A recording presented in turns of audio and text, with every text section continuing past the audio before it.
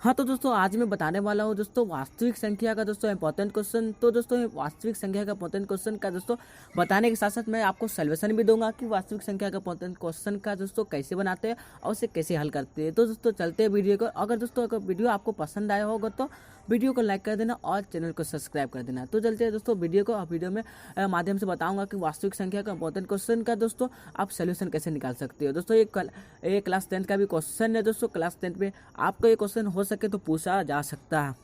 आज मैं बताऊंगा कि दोस्तों वास्तविक संख्या का दोस्तों जो इम्पोर्टेंट क्वेश्चन रहती है दोस्तों, इम्पोर्टेंट क्वेश्चन का दोस्तों मैं आज सोल्यूशन बताऊंगा कि दोस्तों इम्पोर्टेंट क्वेश्चन का सोल्यूशन कैसे बनाते हैं। तो दोस्तों मैं चलता हूं फर्स्ट क्वेश्चन पे। दोस्तों फर्स्ट क्वेश्चन आपको कुछ इस तरह के आएगी कि दोस्तों मैं क्वेश्चन को पढ़ रहा हूँ, आपको समझा देता हूँ कि क्वेश्चन क्या लिखो, इसका आंसर क्या होगा। दोस्तों क्वेश्चन आपको कुछ इस तरह का रहेगा कि यदि दो संख्याओं का महत्तम समापवर्तक दोस्तों 25 है, यानी दोस्तों यदि दो संख्याओं का महत्तम समापवर्तक दोस्तों 25 है और दोस्तों इसका लघुत्तम जो यानी कि दोस्तों लॉसो जो वो 50 है, तो संख्याओं का गुणनफल क्या होगा। यानी कि दोस्तों मैं बता देता हूँ कि महत्तम समापवर्तक यानी दोस्तों कि क्वेश्चन में दोस्तों आपको बता दिया है कि इसका एलसीएफ दोस्तों किसी संख्या का जो एचसीएफ होती है, यानी दोस्तों दो संख्याओं का एचसीएफ हमें दे दी है 25, यानी दोस्तों दो संख्याओं का एचसीएफ दे दिया है 25 और दोस्तों आपको जो एलसीएम होती है दोस्तों एलसीएम दे दिया है 50। तो दोस्तों ये क्वेश्चन में आपको बताना है कि दोस्तों इसका जो संख्याओं का गुणनफल क्या होगा, यानी कि दोस्तों इसका एचसीएफ दे दिया, एलसीएम दे दिया और दोस्तों आपको संख्याओं का गुणनफल बताना है। तो दोस्तों मैं बता देता हूँ कि फार्मूला के तौर पे। तो दोस्तों वीडियो को पूरा देखना। दोस्तों फार्मूला के तौर पे आपको कुछ इस तरह के देना है कि आप जानते होंगे कि पहली संख्या, दोस्तों मैं इसमें फार्मूला लिखा रहा हूँ कि पहली संख्या गुना दूसरी संख्या,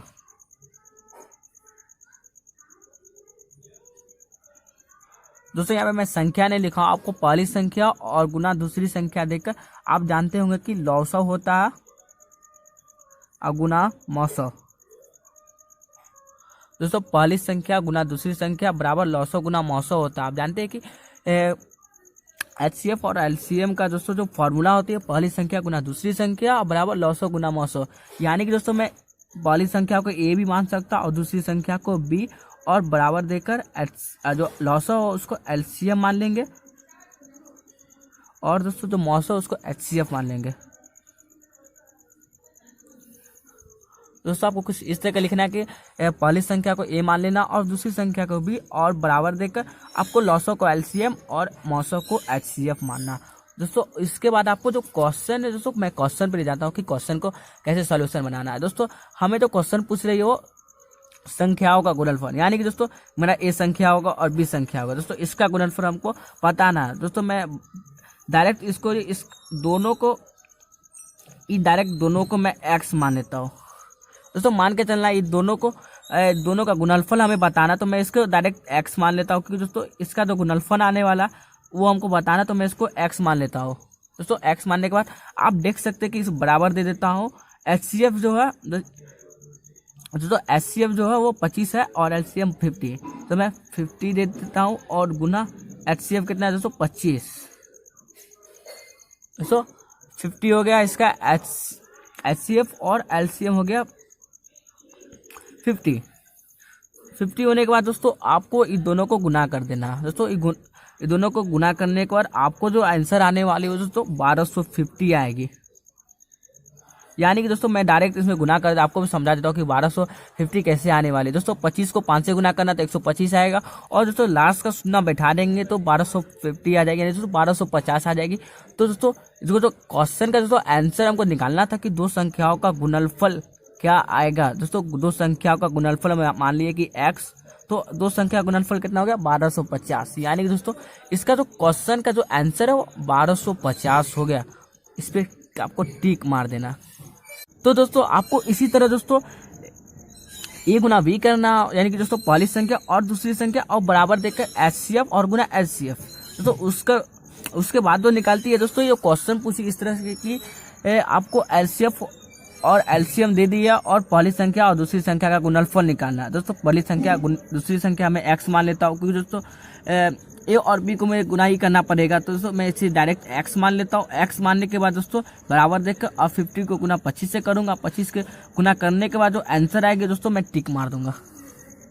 टिक मार देना है दोस्तों। मैं बता देता हूँ कि पहली संख्या करना और दूसरी संख्या करने के बाद जो आंसर आने वाली है वो इस पे टिक मार देना।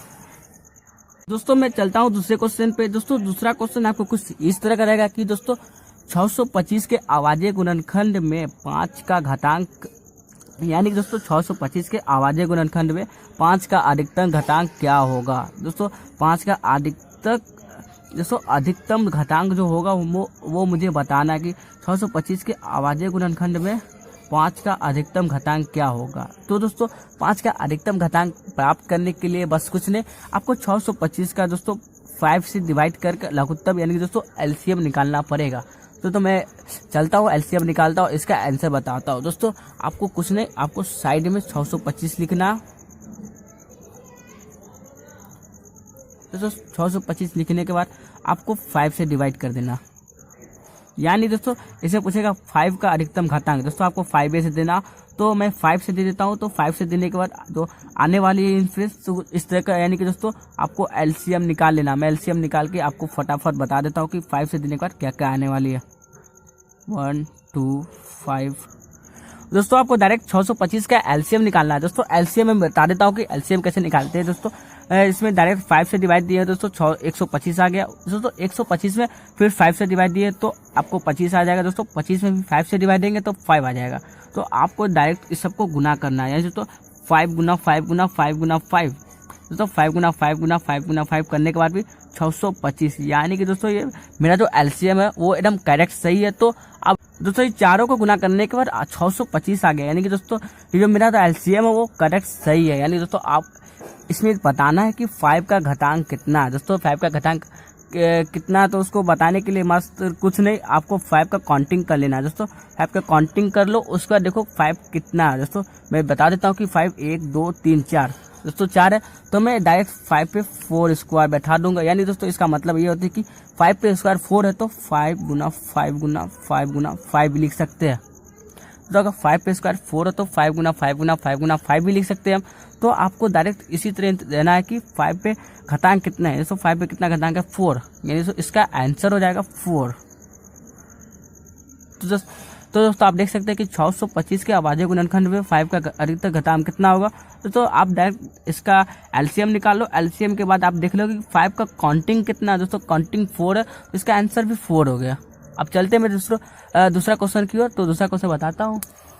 तो दोस्तों इसमें आपको बताना है कि इसमें से परिमेय संख्या कौन सा है। दोस्तों आप देख सकते हैं क्वेश्चन लिखा हुआ निम्न में से कौन सी संख्या परिमेय है। दोस्तों परिमेय संख्या आपको जांचने के लिए मैं डायरेक्ट आपको ऑप्शन दिखा रहा हूँ कि रूट में दोस्तों 49/64 है, और सेकंड ऑप्शन है रूट 81/91। दोस्तों थर्ड ऑप्शन है रूट 31/51। दोस्तों और जो फोर्थ ऑप्शन है वो रूट 49/101। तो दोस्तों आपको देखना है कि इसमें से परिमेय संख्या कौन सा है। दोस्तों आपको डायरेक्ट कुछ नहीं, आपको पहले रूट 49, यानी दोस्तों रूट 49 तो हो गया, उसको लिखकर रूट 64 लिखना। तो दोस्तों आप देख ले कि इसमें से रूट हटेगा, यानी कि दोस्तों आपको देखना है कि रूट में से 49 निकलेगा। तो दोस्तों रूट में से 49 निकल जाएगा दोस्तों, क्योंकि ये जो 49 है 49 का दोस्तों वर्गमूल हो जाएगा 7, यानी कि दोस्तों 49 का वर्गमूल 7 हो जाएगा, और दोस्तों 64 का वर्गमूल 8 हो जाएगा। यानी कि दोस्तों आपको देखना है कि 49 का वर्गमूल अगर होगा तो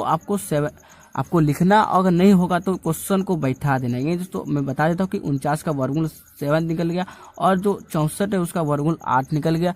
और उसके बाद आपको फिर ये जो है एक परिमेय संख्या है दोस्तों, रूट 49/√64 एक परिमेय संख्या है। दोस्तों आप देख सकते हैं कि रूट 49 और रूट 64 दोनों में से 7 और 8 निकल गया। तो दोस्तों ये रूट अंदर में से निकल गया, तो यह परिमेय संख्या हो जाएगी। तो दोस्तों ये 49/64 परिमेय संख्या होगा। और मैं सेकंड चेक करता हूँ कि सेकंड परिमेय संख्या है या नहीं है। तो दोस्तों ये मैं दिखाता हूँ कि रूट 81 है ये, और रूट 91।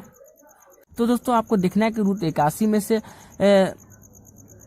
इसका जो दोस्तों रूट लगा हुआ, दोस्तों रूट में से 81 जो है निकलेगा कि नहीं निकलेगा। यानी कि दोस्तों रूट 81 का वर्गमूल अगर निकल जाए तो मैं आपको निकाल देना, अगर नहीं निकलेगा तो रहने देना। दोस्तों रूट 81 का वर्गमूल जो निकल जाएगा वो 9 हो जाएगा, क्योंकि दोस्तों 9 81 होता, तो 81 में से रूट हट गया। अब दोस्तों देखना है कि 91 में से रूट हटेगा कि नहीं हटेगा। दोस्तों 91 में से रूट नहीं हटेगा, तो दोस्तों 91 मैंने नीचे लिख दिया। तो दोस्तों आप देख सकते हैं कि 9/√91। तो दोस्तों नीचे में आप देख सकते हैं कि √91 में से रूट नहीं हटता, तो यह एक अपरिमेय संख्या होगा, क्योंकि दोस्तों ऊपर में 9 परिमेय संख्या और नीचे एक अपरिमेय संख्या है। तो दोस्तों परिमेय संख्या एवं अपरिमेय संख्या का विभाजन दोस्तों अधिकतर ही अपरिमेय संख्या होती है, यानी दोस्तों ये अपरिमेय संख्या। और दोस्तों आपको देखना है कि √31 और √51। दोस्तों आप देख सकते हैं कि √31 और √51 में से किसी में से आपका रूट नहीं निकलेगा, तो दोस्तों यह एक अपरिमेय संख्या है।